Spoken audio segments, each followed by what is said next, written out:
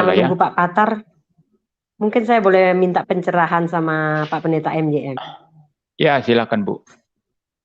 Iya, jadi begini, dasar pelaporan itu kalau yang saya lihat adalah berdasarkan pada eh, Roma 13 ayat yang keempat. Jadi itu yang menjadi dasar pelaporan ini yang saya dengar dari pelapor bahwa pelapor ini sudah mengampuni. Cuman menurut dia, dia sebagai Roma, warga maaf Bu, negara punya hak. maaf Bu. Bu, maaf, Roma berapa tadi? Roma 13 ayat yang keempat. Oke, lanjut, lanjut. Nah, jadi menurut pelapor, dia sudah mengampuni saya waktu dimediasi oleh penyidik. Memang dia bilang dia sudah mengampuni, tetapi dia memiliki hak sebagai warga negara. Artinya dia merasa saya sudah melakukan kejahatan, yaitu dengan artinya menulis nama dia ya, menyebut nama dia walaupun sebenarnya tidak sengaja itu. Nah, artinya dia sampaikan dia punya hak bahwa pemerintah ini harus membalaskan kepada saya yang sudah berbuat jahat, yaitu yang berpedoman kepada Roma 13 ayat 4. Artinya ini memang kasus ini tidak mungkin ada perubahan lagi, tapi artinya bukan hanya pencerahan itu akan bermanfaat buat saya ke depan, tentunya juga untuk yang lain juga ya, supaya kalau memang itu benar, oh ternyata memang bisa seperti itu. Tetapi kalau tidak, artinya menjadi pencerahan buat yang lain, jangan seenaknya. Karena kalau menurut saya sih eh, sebenarnya kok kurang tepat ya mau menggunakan ayat itu. Makanya saya mau bertanya, minta penjelasan kepada Pak Pendeta NYM. Ya, baik.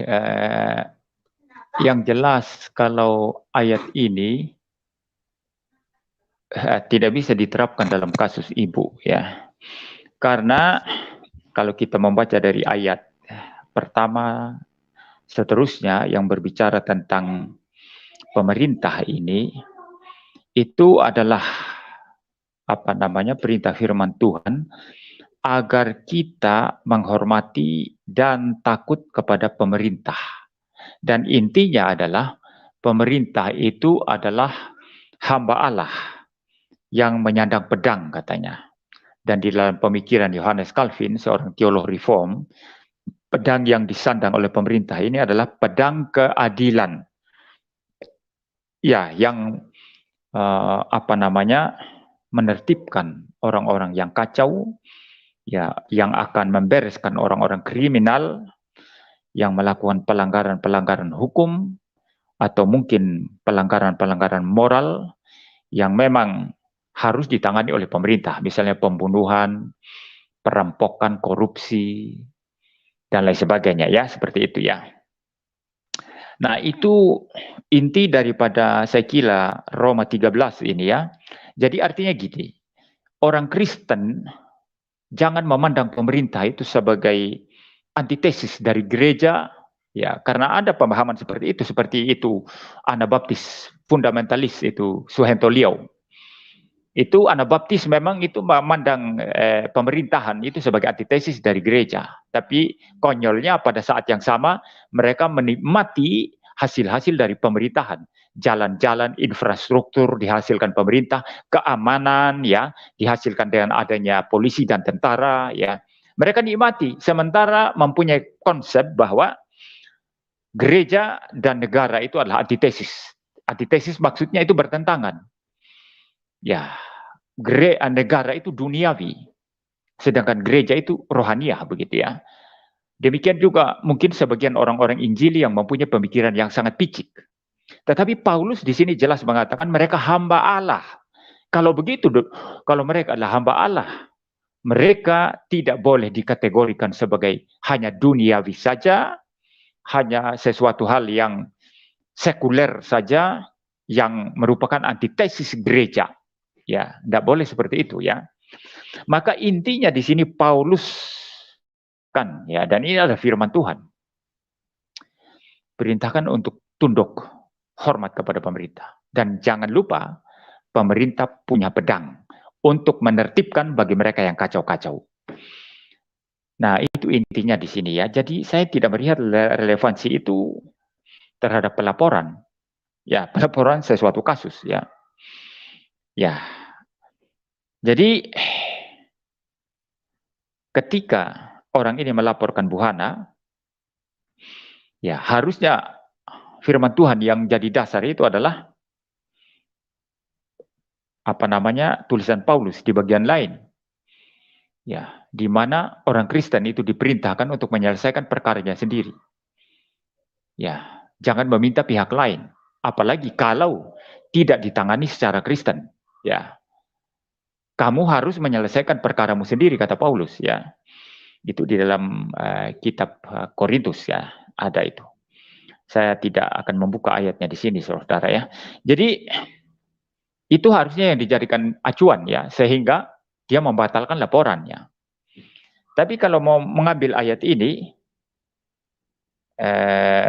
karena pemerintah adalah hamba Allah untuk kebaikanmu. Relevansi untuk pelaporan apa?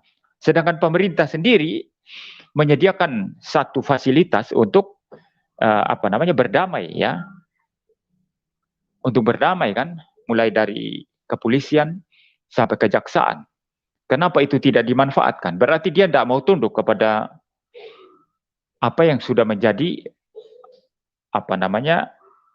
hukum dari pemerintah kan, seperti itu. Ya, jadi kan diminta untuk dimediasi karena perkara-perkara seperti ini sebetulnya itu bisa diselesaikan di luar pengadilan. Maka supaya jangan terlalu merepotkan pengadilan dengan hal yang tetek bengek kayak gini, saling lapor melapor ya, gara-gara kegiatan aktivitas di media sosial ya, maka pemerintah sudah memberikan kemudahan untuk menyelesaikan sendiri.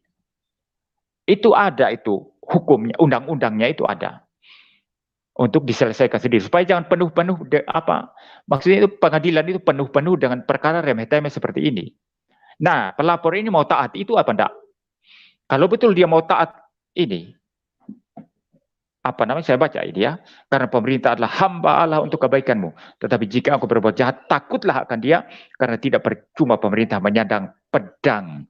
Pemerintah adalah hamba Allah untuk membalaskan murka Allah atas mereka yang berbuat jahat. Nah, tetapi pemerintah yang harus ditakuti ini juga menyediakan fasilitas sarana untuk berdamai di luar pengadilan. Bisa difasilitasi oleh polisi, bisa kejaksaan. Nah, dia lakukan itu atau tidak? Kalau tidak lakukan itu, ya tidak taat firman Tuhan ini. Tidak taat aturan pemerintah.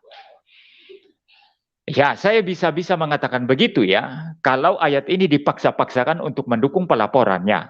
Saya juga bisa memaksa-maksakan untuk mengatakan dia tidak taat aturan pemerintah. Karena aturan pemerintah tidak hanya tangkap orang yang bersalah. Yang melanggar UU ITE seperti Bu Hana misalnya, langsung masukkan ke penjara.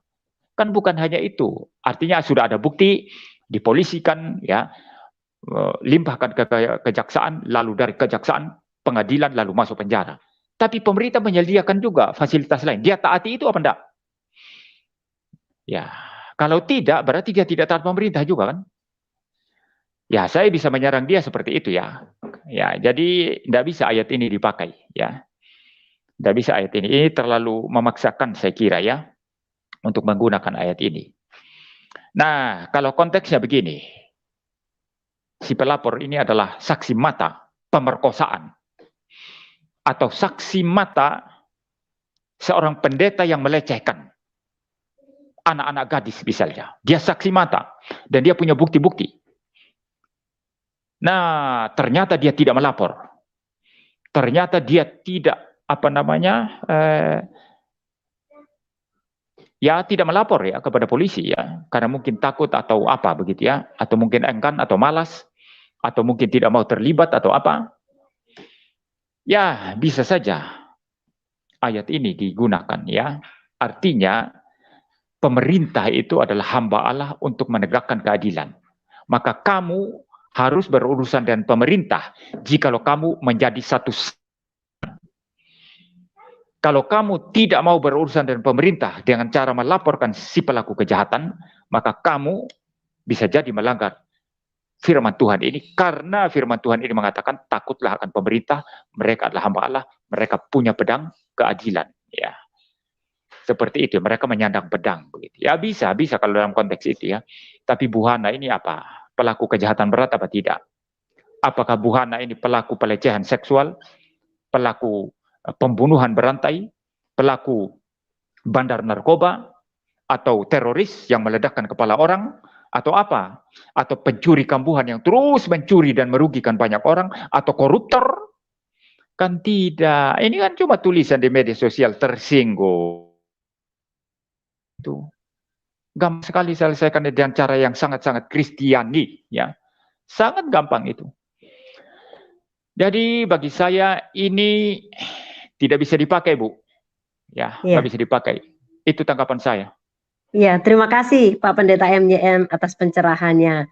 Memang saya juga tadi sampaikan sepertinya kok kurang tepat, ternyata memang iya, artinya kalau memang mau dipaksakan kembali memang itu kan di ayat 5 juga dikatakan bahwa kita harus menaklukkan diri juga.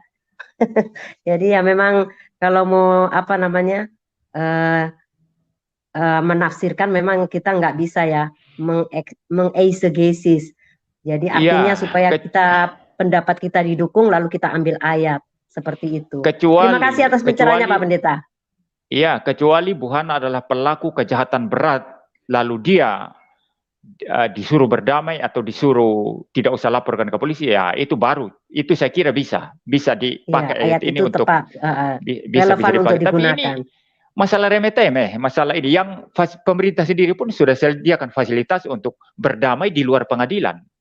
Jadi tidak ada alasan untuk paksakan pakai ayat ini, ya. Ya saya kira itu. Silakan moderator yang Pak Adi, ada Pak Patar, ada Pak Richard juga ini.